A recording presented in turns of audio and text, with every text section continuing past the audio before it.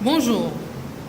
Alors, la capsule d'aujourd'hui est réservée principalement aux élèves, plus précisément à ceux de la classe de terminale, donc les futurs bacheliers, on espère bien, ainsi qu'à leurs parents.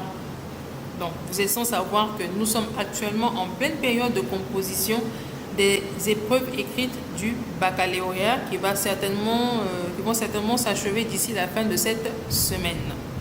Donc, c'est le moment idéal de lever un coin de rideau sur le thème « Comment choisir sa formation ou son établissement après le bac ». Donc, il y a quelques années de cela en arrière, le choix des établissements supérieurs ou encore des grandes écoles n'était pas aussi fourni qu'aujourd'hui.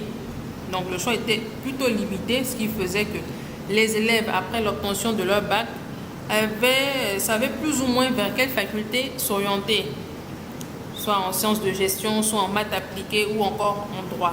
Donc, vu que le choix était assez réduit, il était un petit peu plus facile de s'orienter. Contrairement aujourd'hui où, avec la multiplication des formations en local ou à l'étranger ou encore des établissements universitaires des grandes écoles, c'est tout à fait normal que les élèves et leurs parents aient un peu de mal à s'y retrouver. Déjà, la chose à ne pas faire, c'est de choisir sa formation par suivisme ou encore par effet de mode.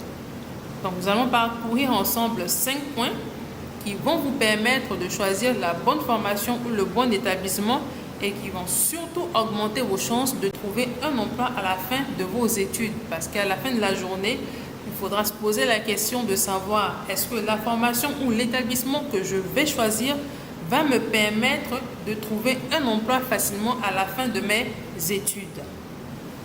Alors, en premier point, il faudra dès à présent définir précisément l'objectif professionnel à atteindre à la fin de vos études.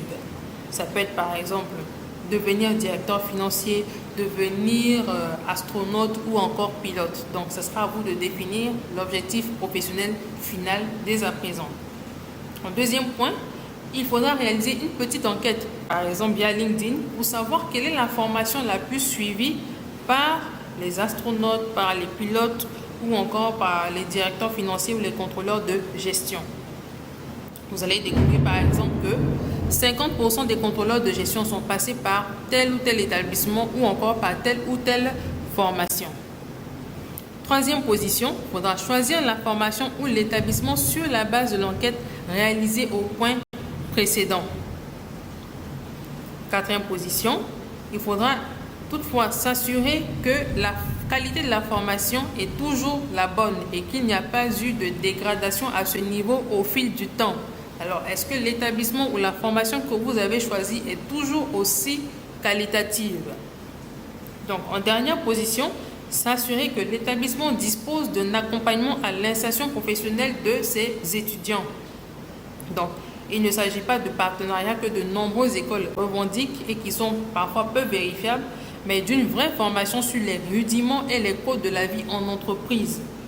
Donc, en gros, il faut s'assurer que le service à l'insertion professionnelle des étudiants fonctionne et qu'il est surtout efficace. Donc, nous espérons que ces 5 points vont vous aider à choisir correctement votre formation ou encore votre établissement après l'obtention de votre bac. Merci.